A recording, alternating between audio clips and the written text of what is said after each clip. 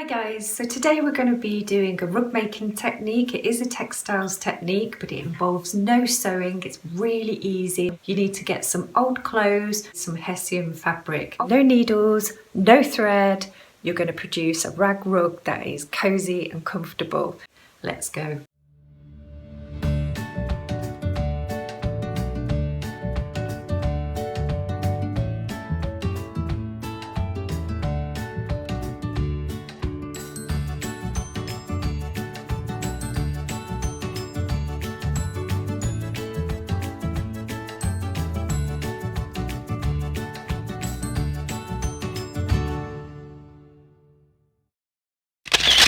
So I've organised all my fabrics that I was taken to a charity shop, and I've got some spare bits of fabrics that I had left over from projects, and I've put them into piles of the rainbow colours. And I've got some hessian fabric here which you can get from eBay, Hobbycraft, Amazon, and the texture of it just looks like a sack. It's got big holes in it. What I'm going to do is I've measured across the length, and I'm going to divide it into the seven colours of the rainbow. So what I'm doing here is I'm cutting up some long lengths of this old t-shirt material, and I've already decided that I want to have the rags about that long. I might trim them off later. So I've got a big pile here for my reds, and I'm gonna get started. I don't have one of those latch hooks, which is the tool that you can use to make the rag rugs with. So I'm just using a pencil to create a hole into the hessian fabric, and I've divided, as you know, it up into sections. So I'm just going to press down to wriggle a little hole into the hessian fabric. So I don't know if you can see that. And then I'm going to push it through. And then about, if you just count maybe 1, 2, 3 holes away, not too big a gap, otherwise it will show through, and you can just use your pencil to poke that through again. And then you catch it back on the top, and you will have 2 long lengths like that. So it looks like that on the front, and it looks like that on the back, like a little loop. And you just work your way along the row to where you want to go.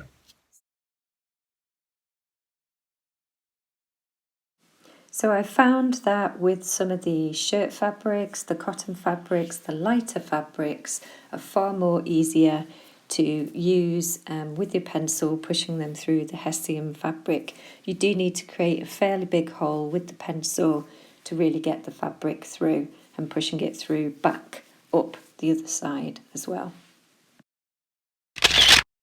So what I like to do whilst I was doing the rag rug making was I'd set a podcast on, or I'd put some music on, or the radio, and you can just have that on in the background as you're just ploughing on through making your rag rug.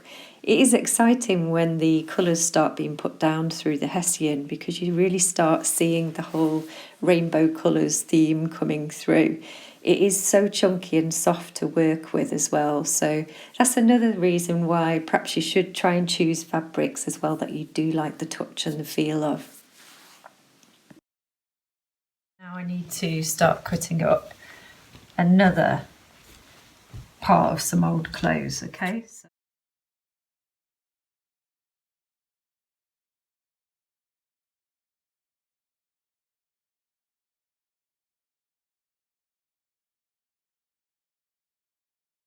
Rag rug becomes more sort of bulky.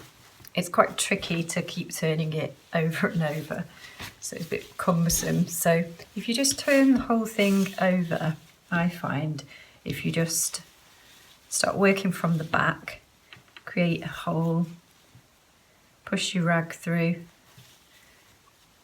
grab it with your hand underneath, just give it a little tug.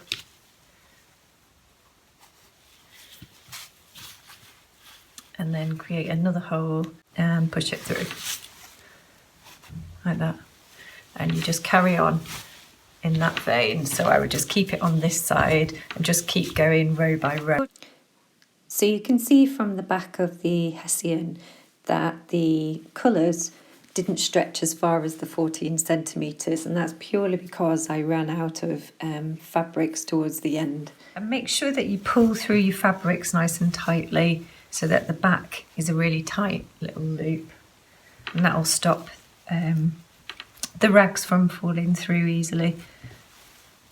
And you might want to just really think about sort of your layout as well. So for example, I've put some of these pattern fabrics kind of right near the edge, and then I'm going to put a little bit of a subtle, these are some more yellow bin bags I've got, I'm going to put some of those next to it, but on the other side I've put quite a solid bright yellow.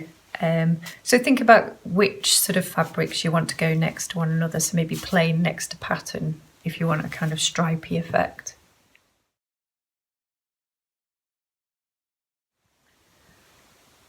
So I've done all my colours of the rainbow.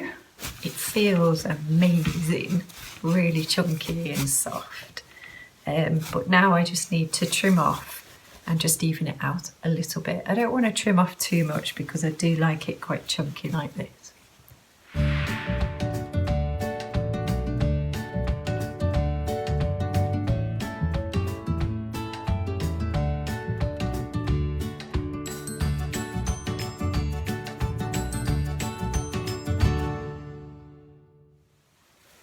So that's the rug done.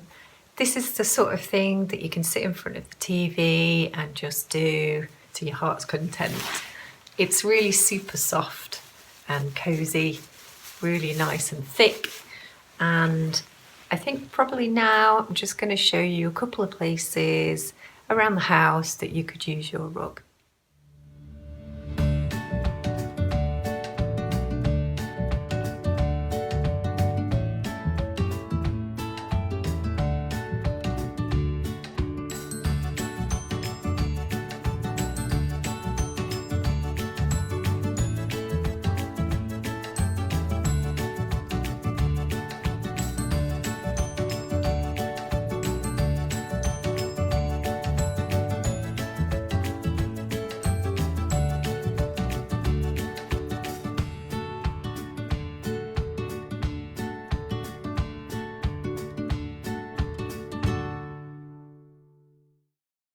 Thank you for watching my video. I hope it gave you some new tips on how to do a new textiles technique and making a rag rug.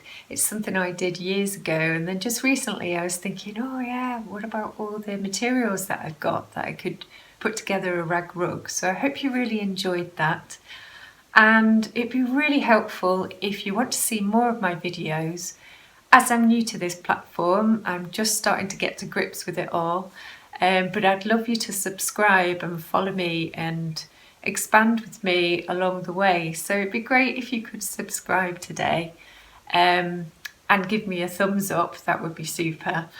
I set up a business 2-3 years ago now, a teaching business from home, and it's called the Didsbury Art Studio, and I teach at the weekends, and this is something I'm passionate about.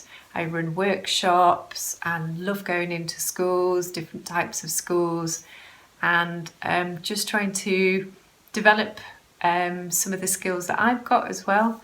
So stick with me and hopefully we'll see new things coming. I'm going to be doing lots of different projects every week. Please stay safe during this lockdown period and look after yourselves and get into some rag rug making if you've got time. Speak to you very soon on a weekly basis, and follow me on Instagram. Take care then. Bye.